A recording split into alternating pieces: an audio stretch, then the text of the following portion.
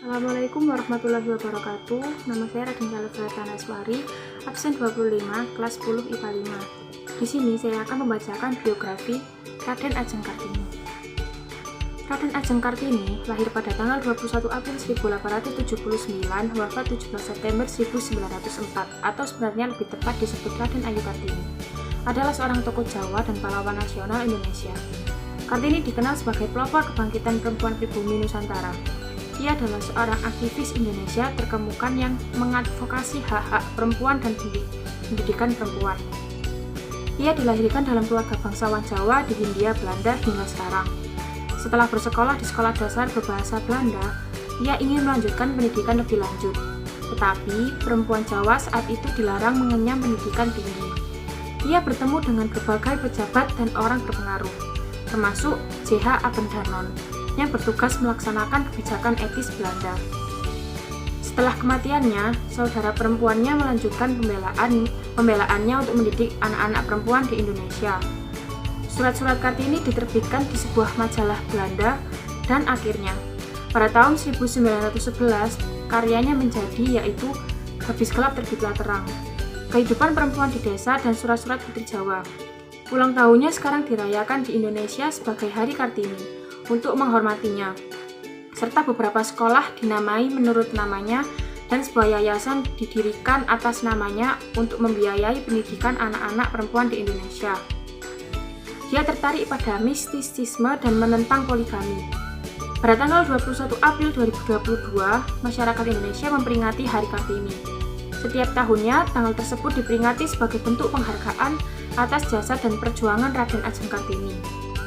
Untuk memajukan perempuan Indonesia, melansir dari Ensiklopedia Britannica, R.A. Kartini lahir di Mayong, Jepara pada 21 April 1879. Ayah Kartini, R.M. Aryo Sosroningrat, yang merupakan Bupati Jepara, pada saat itu menyekolahkan Kartini ke Europe Leisure School yaitu ELS hingga usia 12 tahun. Karena budaya dan tradisi Jawa pada saat itu, Kartini terpaksa tidak melanjutkan sekolah dan menjalani pingitan. Cita-cita memajukan perempuan Indonesia selama dalam pingitan, Kartini tetap bermimpi bisa meneruskan pendidikannya.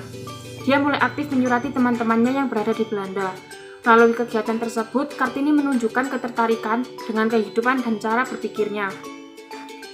Selain surat, ketertarikan Kartini juga datang dari kegemarannya membaca surat kabar, majalah, dan buku. Melansir dari laman resmi Museum Kartini, teman surat menyurat Kartini adalah Estelle atau Stella W. Handelar, Nyonya Hilda, dan Rosa Abendanon.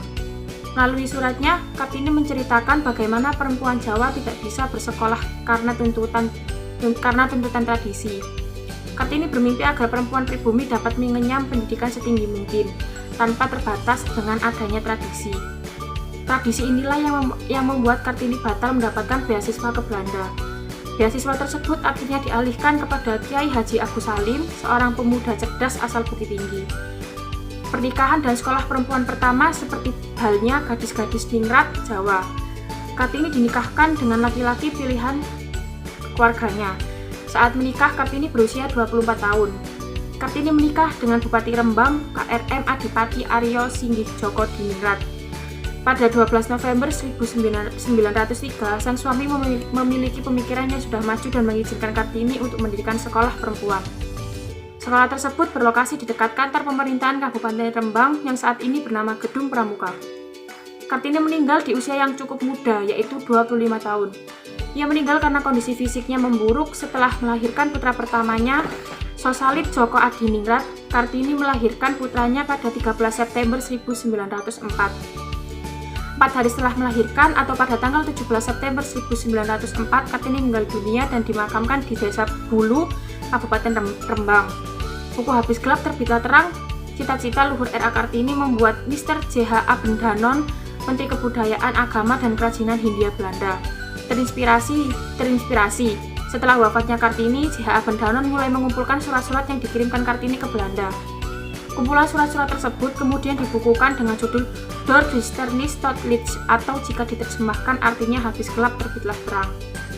Melansir zaman Museum Kartini, buku kumpulan surat Kartini tersebut pertama kali terbit pada tahun 1911 dalam bahasa Belanda.